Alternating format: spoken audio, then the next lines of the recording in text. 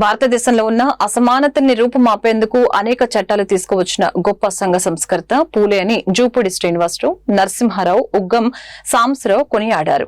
మహాత్మా జ్యోతిరావు పూలే 135వ వర్ధంతి సందర్భంగా గుంటూరు నగరంలోని హిందూ కాలేజీ సెంటర్లో గల ఆయన విగ్రహానికి వారు పూలమాలలు వేసి ఘనంగా నివాళులర్పించారు. ఈ సందర్భంగా వారు మాట్లాడారు. మహాత్మా జ్యోతిరావు పూలే చిరస్మరణీయులని, వారి ఆశయాలు ఆదర్శనీయమని కొనియాడారు. చదువు ద్వారానే సామాజిక మార్పు, సామాజిక న్యాయం సంభవిస్తుందని విశ్వసించిన నాయకుడు జ్యోతిరావు పూలే అని తెలియజేశారు. భారత గ్రామీణ వ్యతిరేక భావజాలానికి వ్యతిరేకంగా పనిచేసిన గొప్ప మేధావి. ఆయన ఆలోచనకి మరి డాక్టర్ బిఆర్ అంబేద్కర్ గారి ఆలోచన మరి ఆయన తీసుకొని స్ఫూర్తిగా భారత రాజ్యాంగంలో మరి ఏదైతే అసమానతలు ఉండే వాటిని అన్నింటినీ కూడా మరి రూపుమాపటానికి అనేక చట్టాలు తీసుకొచ్చిన గొప్ప మేధావి డాక్టర్ బిఆర్ అంబేద్కర్ గారు.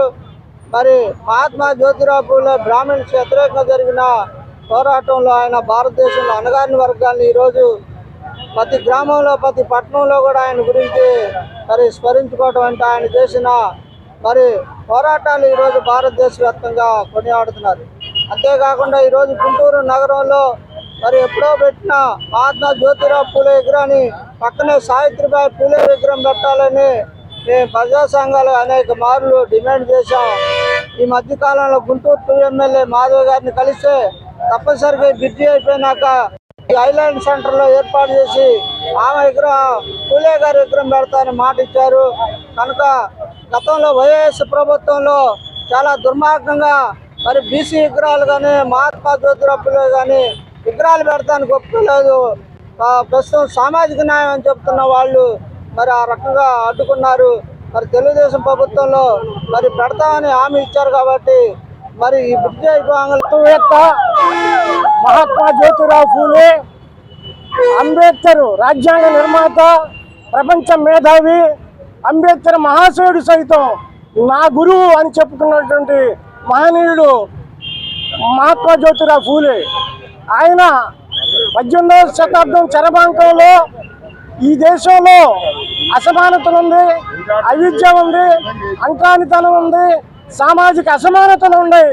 అయితే వీటన్నిటికీ మూల కారణం బ్రాహ్మణికవాద సిద్ధాంతం అని చెప్పి మనకి చదువుకోవాలా, చదివినప్పుడు మాత్రమే సామాజిక మార్పు, సామాజిక న్యాయం సంభవిస్తుందని విశ్వసించినటువంటి మహాత్ముడు తన భార్యని విద్యావంతురాలిగా చేసి భారతదేశంలోనే మొట్టమొదటిగా శ్రీ విద్యాలయాలు స్థాపించి అదేవిధంగా భారతదేశంలోనే మొట్టమొదట మరి టీచర్గా జ్యోతిబాయి పూలేని చేసినటువంటి ఘనత ఆయనకే ఉంది.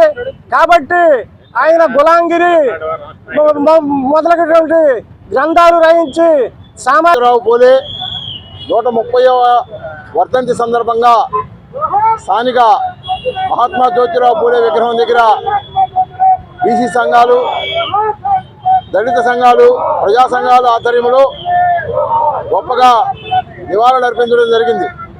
మిత్రులారా, మహాత్మా జ్యోతిరావు పూలే విగ్రహాన్ని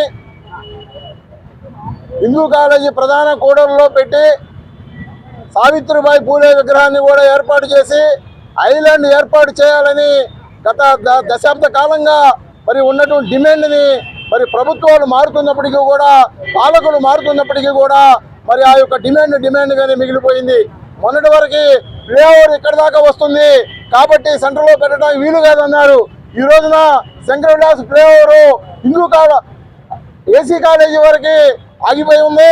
మరి ఈ సెంటర్లో ఐలాండ్ ఏర్పాటు చేయడానికి ఎలాంటి అభ్యంతరాలు లేవు కాబట్టి ప్రభుత్వ అధికారులు, ప్రజాప్రతినిధులు అందరూ కలిసి ఖచ్చితంగా ఈ విగ్రహాన్నితో పాటు సావిత్రిబాయి పూలే విగ్రహాన్ని కూడా మరి సెంటర్లో ఐలాండ్ కట్టి మరి డెవలప్ చేయాల్సినటువంటి బాధ్యత ప్రభుత్వం మీద ఉంది. ఖచ్చితంగా విగ్రహాన్ని డెవలప్ చేయాలని చెప్పేసి డిమాండ్ చేస్తా ఉన్నాం. అంతేకాదు గత దశాబ్ద కాలంగా మహాత్మా జ్యోతిరావు